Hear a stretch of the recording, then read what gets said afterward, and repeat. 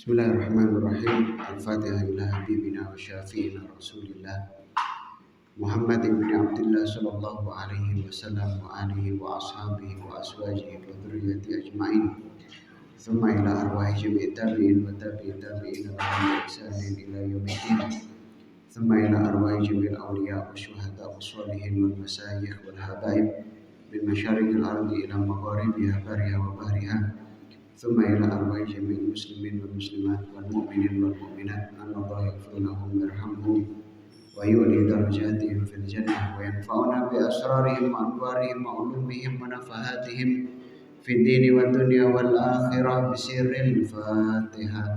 أعوذ بالله من الشيطان الرجيم. بسم الله الرحمن الرحيم. الحمد لله رب العالمين الرحمن الرحيم مالك يوم الدين. إياك نعبد وإياك نستعين اهدنا الصراط المستقيم صراط الذين أنعمت عليهم غير المغضوب عليهم ولا الضالين آمين. الفاتحة. الله يتقبل جميع الحاجات، حاجة الدنيا بالميسرة وحاجة الآخرة بالمغفرة. وإلى حضرة النبي المصطفى محمد صلى الله عليه وسلم بنية القبول بحق الرسول بسر الفاتحة. أعوذ بالله من الشيطان الرجيم. بسم الله الرحمن الرحيم. الحمد لله رب العالمين الرحمن الرحيم مالك يوم الدين. إياك نعبد وإياك نستعين اهدنا الصراط المستقيم صراط الذين أنعمت عليهم غير المغضوب عليهم ولا الضالين آمين. ونوينا أن نحضر هذا المجلس كما نوى أسلافنا وسلوكنا الصالحون أن الله يدخل نيتنا في نياتهم وأعمالنا في أعمالهم ونستحضر أرواحهم الزكية الطاهرة في هذا المجلس. وإلى حضرة النبي المصطفى محمد صلى الله عليه وسلم بسر الفاتحة. أعوذ بالله من الشيطان الرجيم. بسم الله الرحمن الرحيم. الحمد لله رب العالمين الرحمن الرحيم مالك يوم الدين. إياك نعبد وإياك نستعين اهدنا الصراط المستقيم صراط الذين أنعمت عليهم غير المغضوب عليهم ولا الضالين آمين. Bismillahirrahmanirrahim. Assalamualaikum warahmatullahi wabarakatuh. Alhamdulillah wassalatu wassalamu ala rasulillah sayyidina wa habibina wa syafi'ina wa qurrati ayunina wa maulana Muhammad ibni Abdillah wa ala alihi wa sahbihi wa mawalah wa la hawla wa la quwwata illa billah. Subhanaka la ilma lana illa ma 'allamtana innaka antal alimul hakim. Rabbi shrah li sadri wa yassir li amri wa hlul 'uqdatam min lisani yafqahu qawli bi jahin nabi wa sahbihi wal ali. Allahumma anfa'na bima 'allamtana wa 'allimna ma yanfa'una. Amin. Allahumma zidna ilma warzuqna fahma wa atina hikmah. Allahumma barik lana fi majlisina hadza bi rahmatika ya arhamar rahimin. Allahumma ij'alna minal ulama'il 'amilin wa minad du'atil mukhlisin wa minal mutakallimin bi lughati sayyidil mursalin wa minal aghniyai an-nafi'in lil ummah wad din. Allahumma ya rabbal arzuqna taubata qabla al-maut wa syahadata 'inda al-maut wal jannata ba'da al-maut. Amma ba'd. Para perindu ridha Allah Subhanahu wa taala dan para pecinta baginda Nabi Muhammad sallallahu alaihi wasallam, alhamdulillah, marilah kita semuanya bersyukur kepada Allah Subhanahu wa taala yang mana Allah tidak henti-hentinya memberikan kepada kita nikmat yang begitu besar, nikmat yang begitu agung.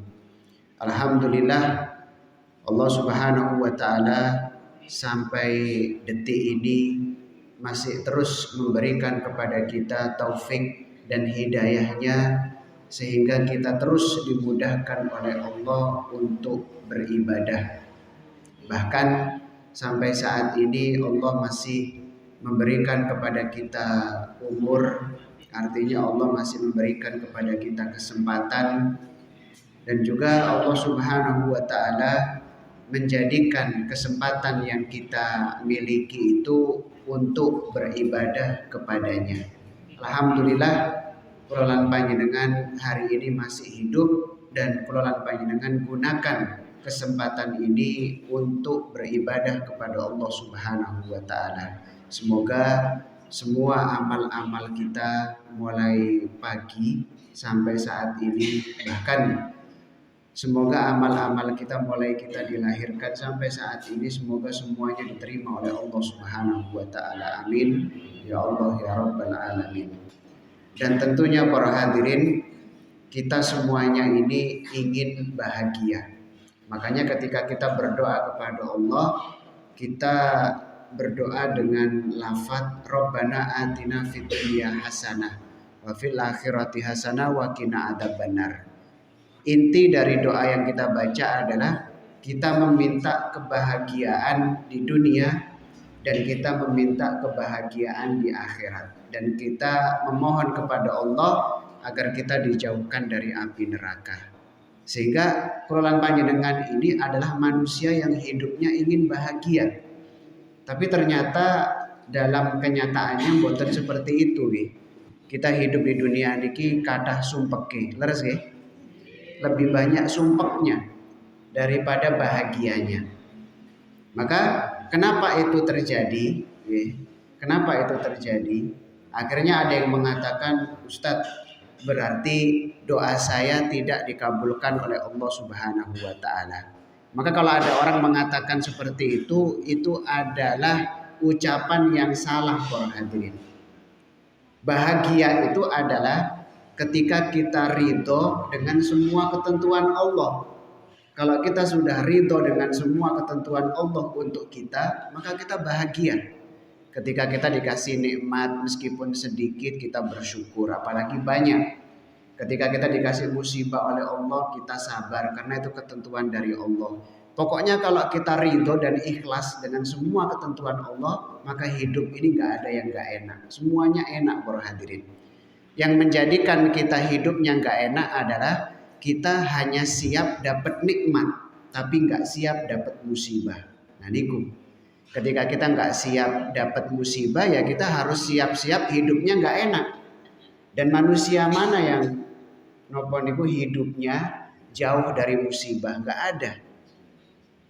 Kalau ada manusia yang mana mereka itu gak mendapatkan musibah, maka yang layak untuk mendapatkan itu adalah Nabi dan Rasul.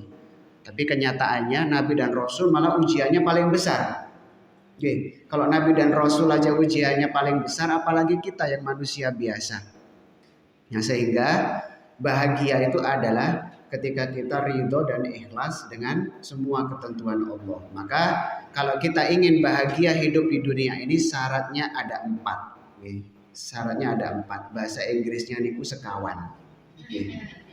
Syaratnya ada 4. Yang pertama adalah ilmu agama. Maka kenapa kok kulolan panjenengan pada malam hari ini hadir majelis ilmu? Ya karena ingin bahagia. Kebahagiaan itu bisa kita raih di majelis ilmu. Kenapa kok kita katakan kebahagiaan bisa kita raih di majelis ilmu? Karena ketika kita hadir majelis, kita mendapatkan ilmu. Dan ilmu itu berasal dari Allah. Berarti Allah ingin memberitahu kepada kita, ini loh sistem yang aku berlakukan di dunia. Kalau kalian dapat nikmat, caranya gini. Kalau kalian dapat musibah, caranya seperti ini. Nah, sehingga ketika kita sering menghadiri majelis ilmu, maka hidup kita pasti bahagia. Bahkan ada orang ketika kena penyakit, dia tetap tersenyum aja. Bahkan mengatakan Alhamdulillah. Kenapa? Karena dia yakin sebab sakit yang dia rasakan, Allah akan menghapus dosa-dosanya dan Allah akan mengangkat derajatnya.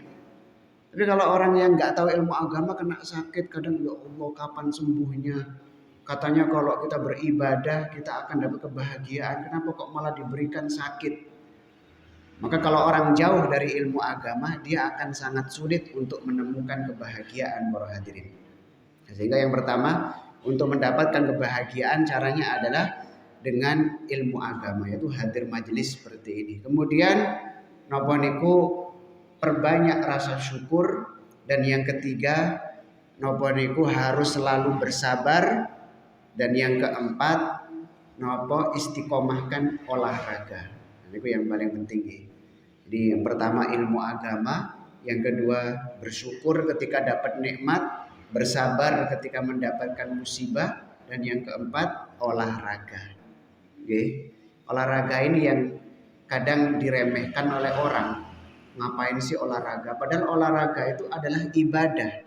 Bahkan kalau kita olahraga insya Allah sehat. Kenapa? Karena kita menjaga kesehatan itu adalah suatu kewajiban. Karena kata Rasulullah ada dua nikmat, yang mana dua nikmat ini dianggap sepele oleh orang. Apa itu? Yang kedua waktu kosong. Yang pertama adalah waktu kosong, dan yang kedua adalah kesehatan. Oke, kadang orang kalau sudah sehat tuh semuanya masuk. Oke.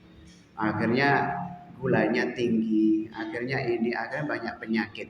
Sebenarnya mumpung masih sehat dijaga, kemudian banyak olahraga. Nah nanti kalau sehat pasti nopo niku dia akan cepat bahagia.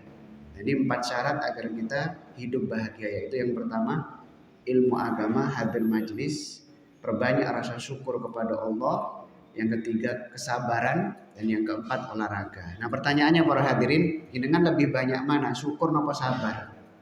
Oke. Lek kula sabar, nggih. Kula jujur mawon. Ya memang hidup ya harus banyak sabarnya. Karena kadang kita ingin ini, dikasihnya itu. Ingin ini, ingin itu, enggak dikasih ini, enggak dikasih itu, kan ngoten. Oke, kita keinginannya banyak, tapi yang dikabulkan oleh Allah enggak semuanya. Maka paling enak adalah ya sudah ridho dengan semua ketentuan Allah, ikhlas, maka hidupnya enak. Jadi semoga kita semuanya bisa hidup bahagia di dunia dan juga bisa hidup bahagia di akhirat. Amin ya Allah ya Rabbal Alamin. Para hadirin yang dirahmati oleh Allah Subhanahu wa taala. Baik, sekarang kita langsung melanjutkan kajian tafsir Al-Qur'an. Sekarang kita sudah sampai di surat Al-Baqarah ayat ke-39. A'udzu billahi minasyaitonir rajim.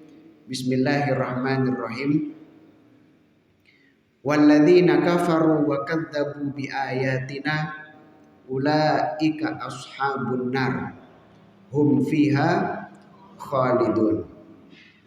Walladzina kafaru, dan adapun orang-orang yang kafir, wa kadzdzabu biayatina, dan orang-orang yang mendustakan ayat-ayat kami, ulaika ashabun nar, maka mereka itu adalah penghuni neraka. Hum fiha khalidun, maka mereka itu kekal di dalamnya. Nauzubillah min dzalik. Jadi di ayat sebelumnya Allah berfirman yang mana arti dan intinya kalau kita ingin selamat di akhirat dan kita tidak akan takut dan sedih di akhirat, maka kita harus berpegang teguh dengan syariatnya, agamanya Allah Subhanahu wa ta'ala. Jadi kalau kita ingin bahagia hidupnya, tidak takut, tidak sedih, di akhirat selamat, maka kita harus berpegang teguh dengan agama Islam, menjalankan semua perintah Allah dan menjauhi semua larangan Allah. Kalau punya dosa segera bertaubat, mumpung masih diberikan umur oleh Allah Subhanahu wa ta'ala. Nah kemudian di ayat yang ini Allah mengatakan adapun orang-orang yang kafir, maka kafir itu ada dua macam. Kafir yang pertama, kalau dia meninggal dalam keadaan tersebut, dia akan masuk neraka, tapi nggak selamanya. Ketika nanti dosa-dosanya itu sudah habis, maka dia akan masuk surganya Allah Subhanahu wa ta'ala. Kemudian kafir yang kedua, kafir yang ketika dia meninggal dalam keadaan tersebut, maka dia akan masuk neraka selama-lamanya. Maka kafir yang mengakibatkan masuk neraka sementara itu kafir nopo? Kafir yang disebutkan di dalam satu ayat, la in syakartum la azidannakum wa la in kafartum inna adzabi lasyadid. Nah, yang dimaksud kafir yang pertama kalau dia meninggal dalam keadaan tersebut masuk neraka cuma sementara itu adalah nopo niku kufur nikmat. Kafir niku nopo kan mengingkari. Kafir niku orang yang tidak bersyukur intinya. Maka orang yang kufur nikmat, tidak mau bersyukur atas nikmat yang Allah berikan kepadanya, maka ketika nanti dia meninggal dalam keadaan tersebut, dia masuk neraka. Tapi nggak selama-lamanya, sampai dosanya habis, kemudian diangkat, dibersihkan, kemudian masuk surganya Allah Subhanahu wa Ta'ala. Contoh, dikasih nikmat sehat, malah digunakan untuk maksiat. Nggak dipakai untuk sholat. Sebenarnya kan dikasih nikmat sehat ya sholat, ini dikasih nikmat sehat malah maksiat. Maka orang-orang seperti ini kalau meninggal dalam keadaan maksiat, dia masuk neraka. Tapi nggak selama-lamanya. Intinya ketika dia meninggal dan di dalam hatinya itu ada mithqalu dzarratin. Jadi di dalam hatinya itu ada iman meskipun cuma seberat biji dzarrah, biji sawi kecil. Maka dia pada akhirnya nanti akan masuk surganya Allah Subhanahu wa Ta'ala. Meskipun nanti mungkin surganya itu kamar mandinya di luar gitu. Atau surganya nggak ada AC-nya. Atau mungkin surganya cuma kipas angin, mungkin ya. Ya namanya nggak ada amal, masa surganya mau istimewa. Cuma surga yang paling misalnya ekonomi masih paling tempatnya masih luar biasa dibandingkan dengan dunia dan seisinya ini para hadirin. Bahkan diceritakan ada seorang hamba Allah, dia meninggal dalam keadaan kufur nikmat. Maksudnya dikasih sehat, nggak mau melakukan ketaatan. Intinya nikmat Allah itu nggak mau dia syukuri. Kufur nikmat terus, nggak mau puasa, nggak mau haji. Tapi dia beriman kepada Allah dan Rasulnya. Akhirnya dia meninggal. Ketika dia meninggal masuk neraka. Kemudian setelah dia disiksa di dalam api neraka, masuk surga untuk terakhir kali. Ibaratnya ngeten, apakah masih dapat kafling kan ngoten nggih? Apakah masih ada tempat di surga? Ternyata meskipun nggak punya amal, cuma mau bermodalkan keimanan tok kepada Allah, masuk surga. Allah kasih dia surga itu rumahnya saja, dia dikasih rumah, ruang tamunya niku luasnya cukup untuk mengundang orang mulai zaman Nabi Adam sampai terakhir kali umat Nabi Muhammad. Ruang tamunya para hadirin, belum ruang tengahnya, belum tempat tidurnya, belum halamannya. Apalagi yang punya amal, apalagi yang meninggal dalam keadaan husnul khotimah. Gak usah ditanya surganya seperti apa. Maka beruntung bagi kelolaan panjenengan yang istiqomah ngaji seperti ini. Pahalanya memang sekarang belum kelihatan. Tapi nanti ketika kita di akhirat yang gak pernah ngaji itu nanti akan gigit jari. Ya Allah, coba dulu saya di dunia beramal baik. Coba dulu saya di dunia beramal ini, beramal itu. Coba saya sedekah. Karena nanti akan dipertontonkan oleh Allah. Allah akan memanggil satu orang, ini loh sedekahnya banyak. Akhirnya pahalanya banyak. Yang gak pernah sedekah, iri pada saat itu. Dan sudah gak bisa ngapa-ngapain. Yang ada pada saat itu hanya penyesalan. Hanya penyesalan. Nah, sehingga para hadirin yang dirahmati oleh Allah, Allah karena saking sayangnya kepada hambanya, meskipun meninggal gak punya amal, hanya punya keimanan saja, pada akhirnya bakalan masuk surganya Allah Subhanahu wa Ta'ala. Cuma jangan sampai ketika kita mendengar ini akhirnya adalah meskipun gak ada amal gak apa-apa, sing penting duwe iman, toh juga pada akhirnya masuk surga. Nah jangan seperti itu karena siksa neraka itu juga gak tahu sampai kapan. Bahkan ada satu kitab para hadirin yang isinya itu begitu menyeramkan. Ada cerita, nah ini benar atau enggaknya ya Allahu a'lam. Yang penting meninggalkan kewajiban itu dosanya besar. Ada seorang hamba Allah dalam hidupnya itu pernah meninggalkan sholat isya sekali. Dengan sengaja dia meninggalkannya dan sampai meninggal dunia belum dikodok, belum dibayar sholat yang dia tinggalkan. Akhirnya di akhirat sudah gak berlaku lagi, gak bisa dikodok di kuburan kan ngoten gitu. Akhirnya dia masuk neraka selama 2000 tahun. Padahal cuma sekali tok meninggalkan sholat isya. 2000 tahun di neraka. Satu harinya seperti 1000 tahun. Nah ini kapan masuk surganya kan ngoten gitu. Nah maka kalau orang punya iman gak pernah sholat dihitung mawon. Jadi kalau 5 kali berarti 2000 kali 5 pun 10.000 nih. 10.000 tahun. Kalau 10 kali sholat sudah berapa? Ya meskipun pada akhirnya masuk surga. Ustaz, apakah nggak lama? Nggak ada istilah lama di akhirat. Karena akhirat itu nggak ada ujungnya. Selama-lamanya. Ya kalau di dunia ada batasnya. Tapi kalau di akhirat sudah nggak ada ujungnya. Maka siapapun yang sudah masuk surga pasti selamanya. Kalau masuk neraka belum tentu selamanya. Maka kalau kita sudah divonis masuk surga para hadirin, ya maka meskipun malaikat nggak ngomong sampai kapan, panjenengan buat usah tanglet nggih. Nah, nanti malaikat saya sampai kapan di surga, nggak usah tanya nggih. Intinya kalau kita sudah masuk surga maka selama-lamanya. Nah, coba kita renungkan selama-lamanya itu sampai kapan? Kan ngoten nggih. Nggak ada batasnya. Nah, sehingga para hadirin yang dirahmati oleh Allah, sehingga Allah itu sebenarnya hanya menyuruh kita untuk sabar 8 menit. Ya, sabar nggak maksiat, sabar melakukan sholat meskipun berat cuma 8 menit. Karena kalau umur kita 60 tahun, maka dihitung dengan jam di akhirat itu sehari 1000 tahun, maka kita cuma 8 menit tok hidup di dunia ini. Ya. Cuma disuruh beramal 8 menit, kemudian dapat nikmat selama-lamanya. Cuma memang manusia itu punya sifat itu buatan sabar ya. Buatan sabar. Akhirnya Allah itu senang dengan hambanya yang bertaubat. Ya. Allah senang dengan hambanya yang bertaubat kepada Allah Subhanahu wa taala. Nah ini kafir yang pertama, yang kufur nikmat niku, maka kalau dia meninggal dalam keadaan tersebut, ya masuk neraka, tapi nggak selama-lamanya.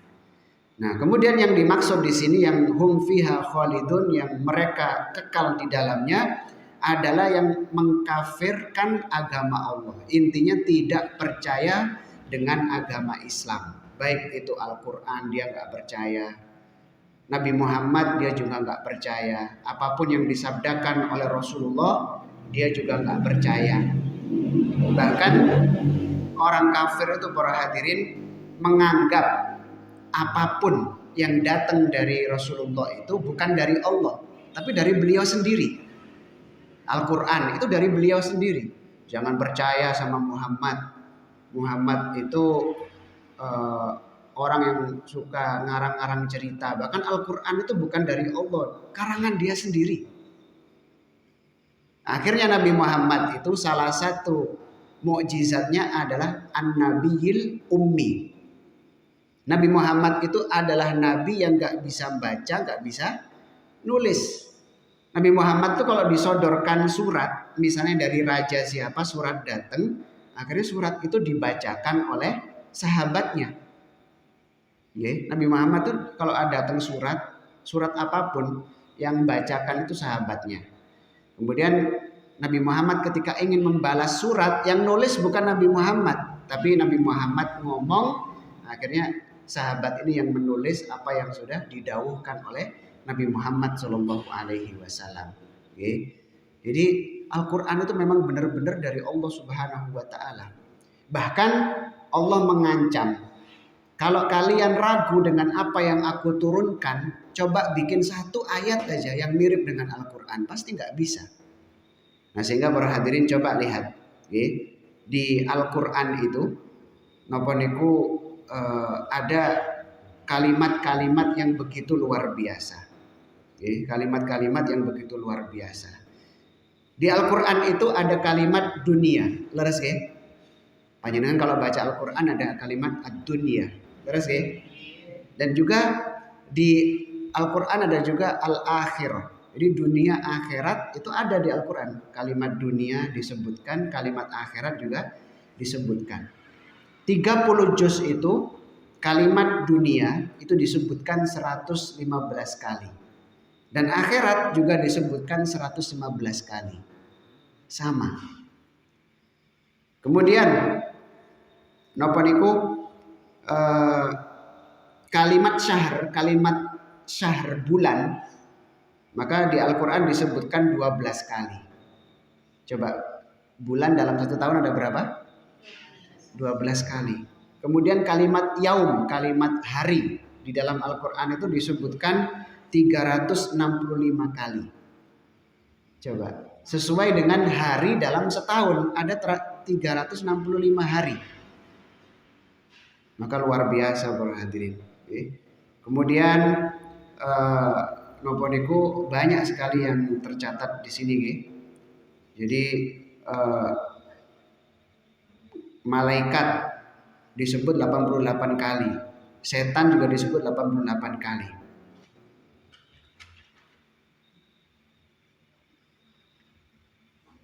Dan masih banyak para hadirin napa niku keutamaan atau keajaiban-keajaiban Al-Qur'an. Jadi Al-Qur'an itu begitu luar biasa. Akhirnya ada yang menandingi. Kan di dalam Al-Qur'an itu ada surat Al-Fil. Alam taro kaifa fa'ala rabbuka bi ashabil fil. Alam yaj'al kaidahum fi tadlil. Akhirnya ada satu orang yang meniru surat Al-Fil.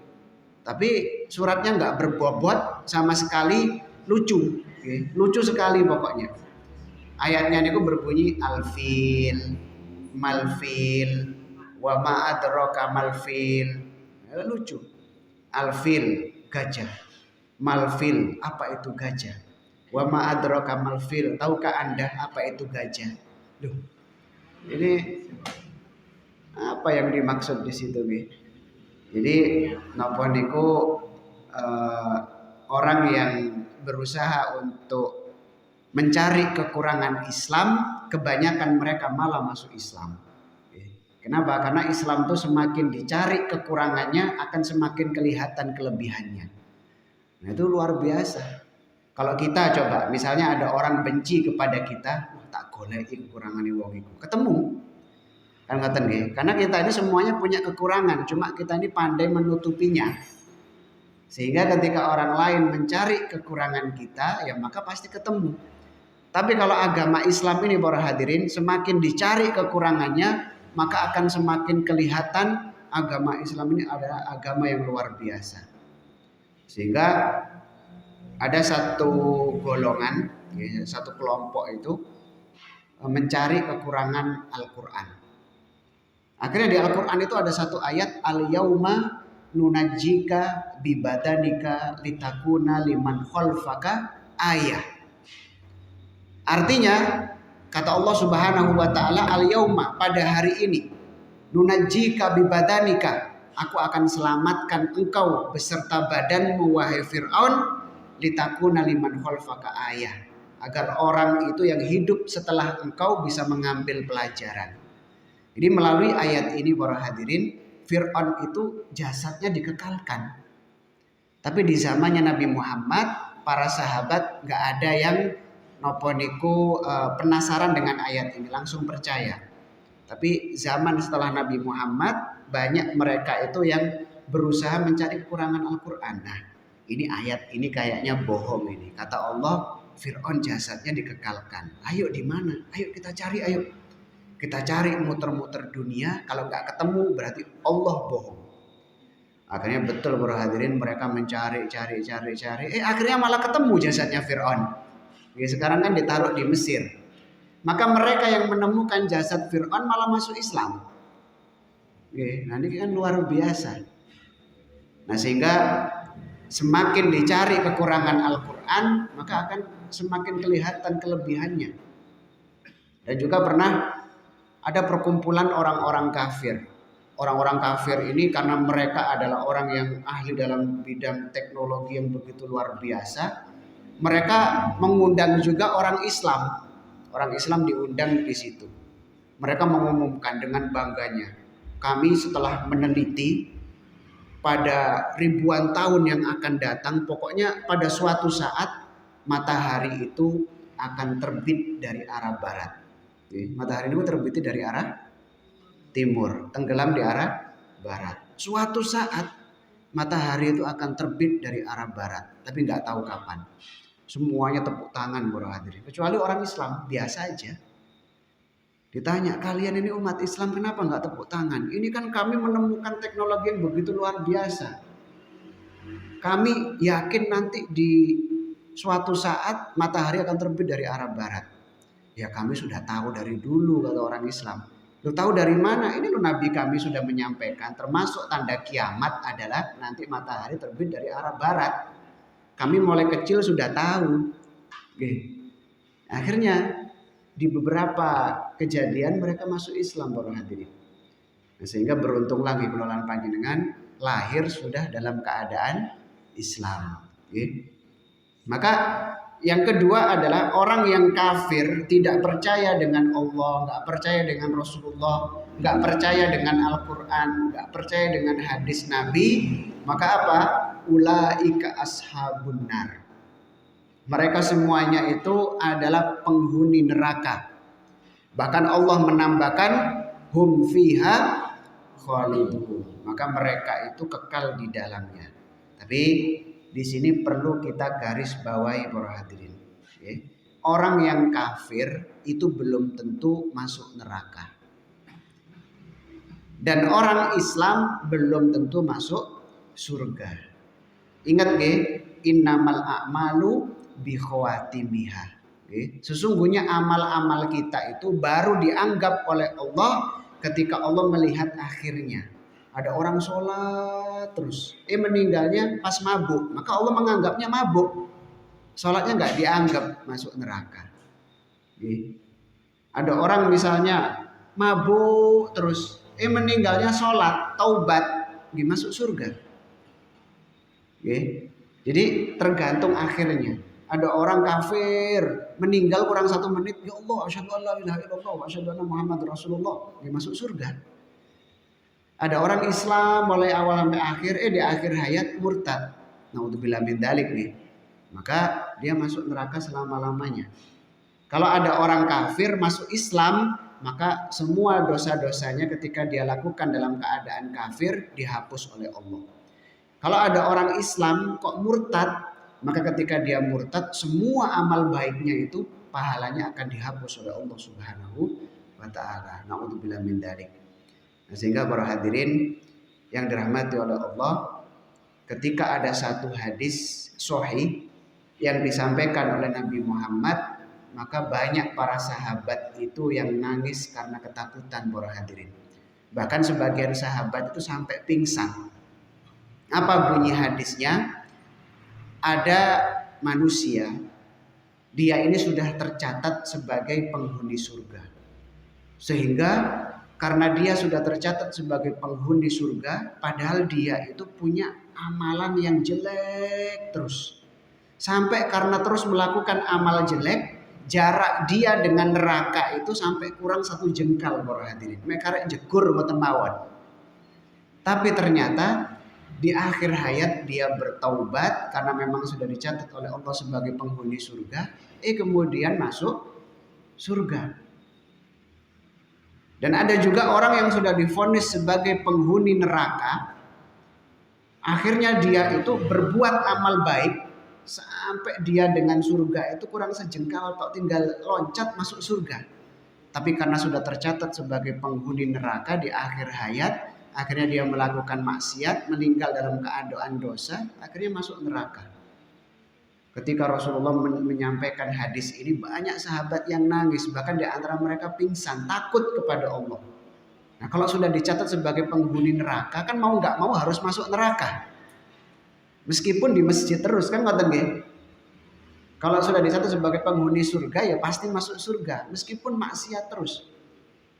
Dan uniknya kalau panjenengan nggak ada yang tahu. Nah ini masalahnya di situ, nggak ada yang tahu. Maka ada sahabat yang nanya, ya Rasulullah, terus bagaimana caranya untuk masuk surga? Akhirnya beliau bersabda, ya mutul mar'u ala ma asya'aleh. Jadi seseorang itu akan mati sesuai dengan kebiasaannya. Jadi kalau kebiasaannya ngaji, meninggal ketika ngaji. Seperti itu. Tapi bukan sekarang maksudnya setelah panjang umur. Jadi kalau kita ingin meninggal dalam keadaan yang kita sukai, maka kita lazimkan kegiatan tersebut. Maka orang yang istiqomah berbuat baik, insya Allah meninggalnya ya husnul khotimah.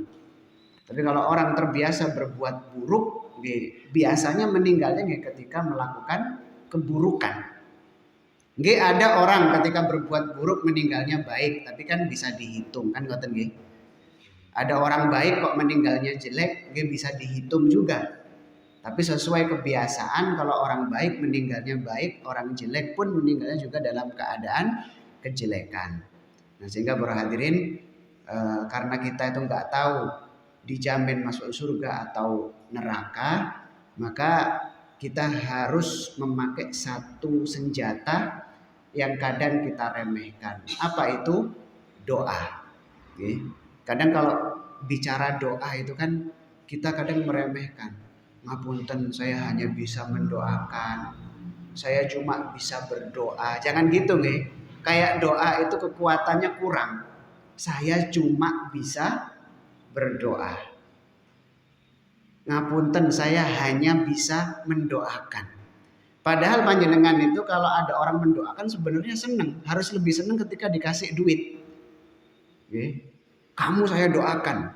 Doa itu adalah hadiah yang paling istimewa. Makanya kalau ibu-ibu misalnya ulang tahun, hadiahnya dari suami doa, ya harus senang. Doa itu hadiah yang luar biasa.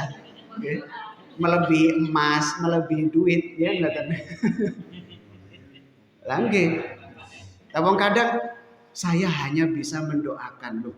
Apakah emas bisa merubah takdir? Gak bisa. Apakah uang bisa merubah takdir? Tapi doa, maka doa itu yang bisa merubah takdir kita, bro hadirin. Kalau kulawan panjenengan misalnya sekarang rezekinya itu lancar, mungkin sebab doanya orang tua dulu yang mendoakan anak cucunya. Bukan karena usaha kita mungkin. Kalau kita mungkin sekarang jadi orang yang sehat, terus mungkin karena doa dulu kakek nenek kita yang mendoakan anak cucunya biar sehat. Jadi doa itu sangat penting. Sehingga dikatakan la yuradul qada illa doa. Tidak bisa merubah takdirnya Allah kecuali doa. Maka kita harus banyak berdoa kepada Allah Subhanahu wa taala. Terus apa yang kita doakan, apa yang kita takutkan? Kita takut anak kita itu salah pergaulan, ya kita berdoa kepada Allah. Kita takut masuk neraka, ya kita berdoa kepada Allah. Nah, sehingga semakin banyak kita berdoa, maka di akhirat kita akan melihat ternyata doa kita itu sangat ampuh, sangat ampuh. Maka orang yang nggak pernah berdoa, dia tidak akan mendapatkan apapun nanti di akhirat, para hadirin. Nah, sehingga nopo niku ada kisah yang begitu luar biasa. Ada satu orang, dia ini diangkat oleh Allah menjadi kekasihnya, menjadi walinya Allah. Nah, ketika dia diangkat oleh Allah menjadi kekasihnya, akhirnya dia bisa melihat sesuatu yang nggak bisa dilihat oleh manusia pada umumnya. Di kalau panjenengan kan mata ini kan bisa melihat dohirnya saja nih. Saya nggak bisa baca hatinya panjenengan, panjenengan juga nggak bisa baca hatinya saya. Terus nih, alhamdulillah. Maka kalau kita nggak bisa baca hatinya orang, bersyukur nih. Maka persahabatan ini aman, kekal. Bahkan rumah tangga itu menjadi awet ya karena suami nggak bisa baca hatinya istri, istri nggak bisa baca hatinya suami. Kalau bisa baca ya mungkin nikah hanya 2 hari bubar. Kan ngaten nggih. Suaminya bilang, "Dek, kamu ini perempuan yang paling cantik." Hatinya belum tentu. Kan ngaten nggih. Kalau dia tahu hatinya, wah saya tahu kamu bohong. Itu loh hati kamu bilang apa, kan ngaten. Wah, selesai sudah. Dek, saya hanya punya uang segini, 50.000. Nah, istrinya percaya kalau bisa baca hatinya. Enggak, kamu masih nyimpen dulu hatiku ngomong, taruh di lemari, kan? Akhirnya semua manusia pada berantem kalau kita tahu hati kita masing-masing, kan ngoten. Kalau boten semerap hatinya panjenengan boten semerap apa isi hati saya. Maka itu menjadikan persahabatan ini langgeng para hadirin. Nah, sehingga napa niku ketika dia diangkat menjadi walinya Allah, dia itu dikasih tahu kalau dia penghuni neraka.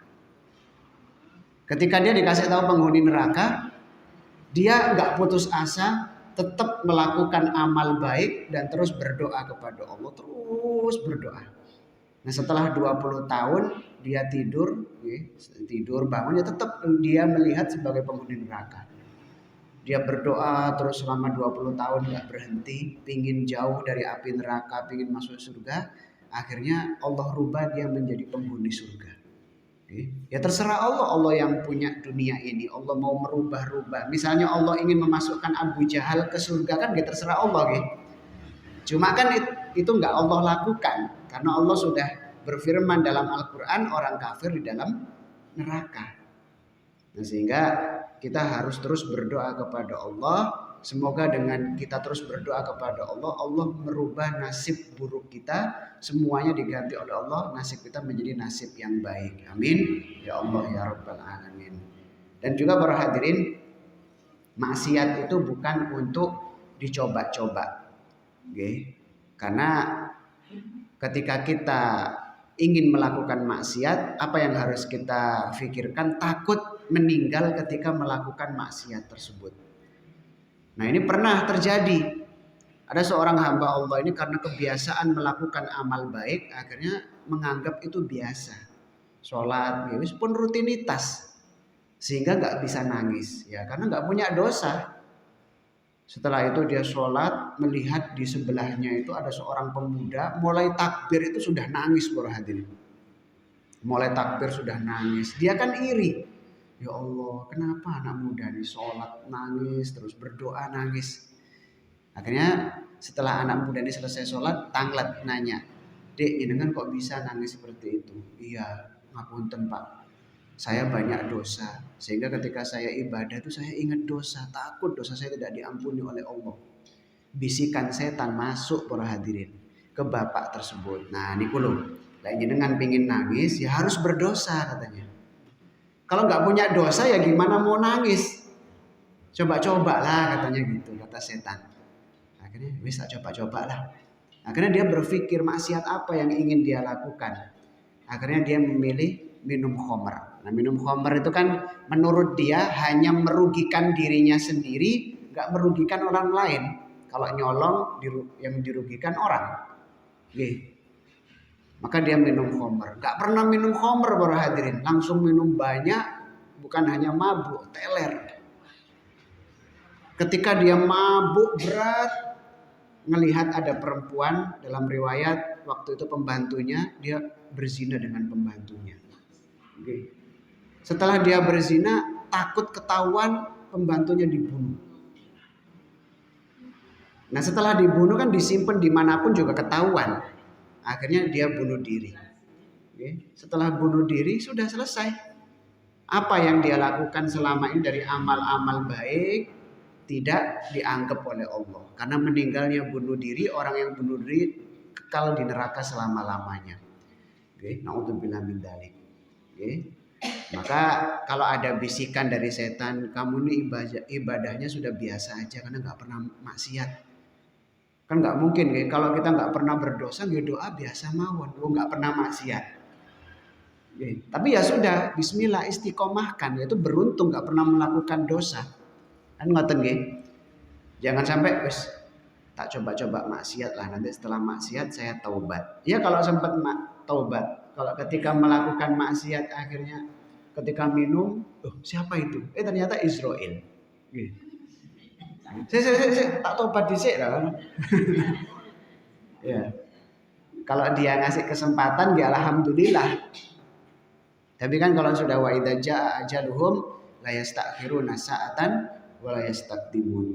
Enggak bisa nopo kita minta tempo dan enggak bisa meninggalnya itu sebelum waktunya, enggak mungkin. Maka malaikat Israel itu enggak pernah salah dalam mencabut nyawa. Meskipun itu yang dikatakan kayak mati suri itu, habis mati hidup lagi itu, ya memang belum mati itu. Karena malaikat Israel itu, para hadirin, saking takutnya salah dalam mencabut nyawa, malaikat Israel itu setiap hari mendatangi kita. Setiap hari dilihat. Apa? Ada riwayat seperti itu, melihat kita. Kemudian malaikat Israel melihat, apa wong iki sing dina iki ya? Ngoten. Oh bukan, ini masih panjang umur, ditinggal. Ya bahaya kalau salah cabut. Akhirnya sudah mencabut orang ini, dilihat catatan, duh salah, tiba itu nggone. Ngoten. Nggih. Nanti kalau hidup lagi juga bahaya. Orang-orang sudah nangis sudah itu ternyata hidup lagi. Masya Allah. Nah sehingga pernah malaikat Israel itu di zamannya Nabi Sulaiman alaihissalam. Nabi Sulaiman itu sedang ngobrol dengan salah satu umatnya di Palestina. tepatnya di Masjidil Aqsa. Sedang ngobrol gini tiba-tiba datang satu makhluk melotot ke umatnya Nabi Sulaiman ini. Nabi Sulaiman kan punya mukjizat bisa memindahkan orang secepat kilat. Akhirnya ketika dia dipelototin sama orang makhluk yang gak dikenal, umatnya ini tanglet. Wahai Sulaiman, itu siapa yang melihatin saya seperti itu? Serem sekali dia. Oh, itu Israel, ingin mencabut nyawamu. Ya. Akhirnya dia takut. Wahai Nabi Sulaiman, engkau punya mukjizat, pindahkan saya ke negeri yang jauh. Kamu ingin pindah kemana? Pindah ke India. Akhirnya dalam sekejap nyampe di India. Di India pun ada malaikat Israel. Langsung dicabut di situ. Meninggal di India. Setelah itu malaikat Israel datang lagi ke Nabi Sulaiman. Nabi Sulaiman tanya, wahai Israel, kenapa engkau tadi melihat orang tersebut melotot? Ya gimana saya nggak melotot? Dalam catatan saya, beberapa menit lagi dia itu meninggal dan posisinya di India. Sementara dia kok masih di Palestina. Ini ceritanya gimana? Apa salah catatan dari Allah? Kan ngoten nggih. Apa catatan dari Allah ini salah? Ternyata dia ketakutan dengan saya, minta ke India. Cocok dengan catatan, tak cabut di situ kan. Jadi ternyata kita lari dari kematian, malah kita yang mendatangi kematian tersebut. Jadi ketika ada orang meninggal dunia, sebenarnya kita yang datang. Kalau ada orang meninggal di rumah sakit, berarti yang menyebabkan meninggal siapa? Ya kita yang datang ke situ. Kalau kita nggak ke situ, ya mungkin nggak meninggal. Makanya salah satu yang menjadikan kita itu umurnya panjang adalah rajin silaturahim para hadirin. Jadi kalau kita rajin dikit-dikit silaturahim, ada waktu nganggur liburan silaturahim, pergi ke saudara nyambung dulur, maka insya Allah itu yang menjadikan kita diberikan oleh Allah panjang umur. Jadi silaturahim itu menjadikan orang itu panjang umur. Panjang umur, intinya itu umurnya berkah, Allah akan berikan kesehatan. Bahkan ada satu santri yang nanya, tapi ini bersumber dari ustadz tersebut, gak berdasarkan syariat. Napa niku? Santrinya nanya, Ustadz, umur itu kan sudah ditentukan oleh Allah, gak bakalan bisa maju, gak bakalan bisa mundur. Tapi kata Rasulullah kalau rajin silaturahim panjang umur. Nah, ini maksudnya apa? Nah, dia ini mengomentari hadis Nabi. Nah, ustadznya kan dimangkel marah. Ngene lho nih. Ketika kamu itu silaturahim, kan gak ono di omah. Laras nggih. Malaikat Israel datang ke rumah kamu, mau mencabut nyawa lan di wonge gak ono. Akhirnya umurnya nambah sedino. Lah besok kedatang lagi malaikat Israel. Kamu silaturahim, digoleki maneh gak ono, nambah 2 dino. Besok lagi disamperin 3 dino nambah. Akhirnya malaikat Israel malas, paling silaturahim. Nah wis, akhirnya nambah umurnya. Tapi bukan seperti itu, nggih. Ini hanya karena ustaznya mangkel sama muridnya yang nggak percaya dengan hadis Nabi. Jadi umur panjang itu kita yang merasakan. Maka kalau panjenengan banyak silaturahim, ya jenengan nanti yang akan merasakan gimana rasanya panjang umur yang akan Allah berikan. Kita yang akan merasakan sendiri para hadirin. Mungkin meskipun umurnya pendek tapi penuh berkah, atau mungkin umurnya panjang gak ada sakit sama sekali, ya sebab silaturahim niku. Nah niki nggih. Jadi kita kembali ke pembahasan. Orang yang masuk neraka itu intinya yang meninggal dalam keadaan kafir. Sehingga yang masih hidup semuanya belum tentu. Meskipun orang kafir sekalipun. Jadi orang yang masuk neraka selama-lamanya adalah yang meninggal dalam keadaan kafir. Nah, kalau dia meninggal dalam keadaan kafir, otomatis sudah langsung masuk neraka. Jadi semoga kula panjenengan terus dijaga keimanannya oleh Allah Subhanahu wa taala. Semoga Allah selalu menjaga keimanan kita, keislaman kita. Semoga semua ibadah-ibadah kita diterima oleh Allah Subhanahu wa taala.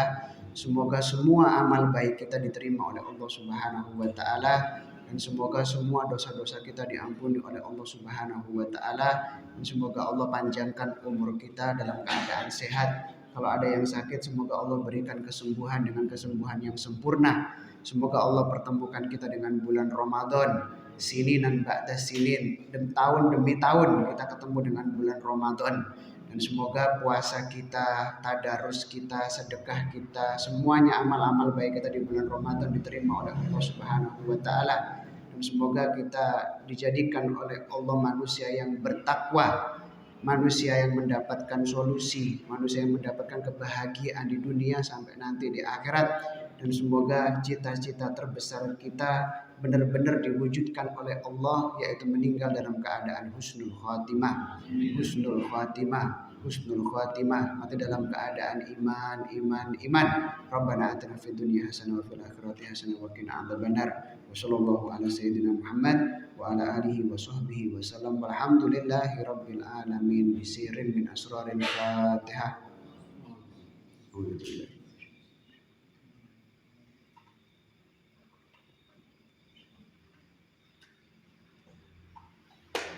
Hakadha minni. Assalamualaikum warahmatullahi wabarakatuh.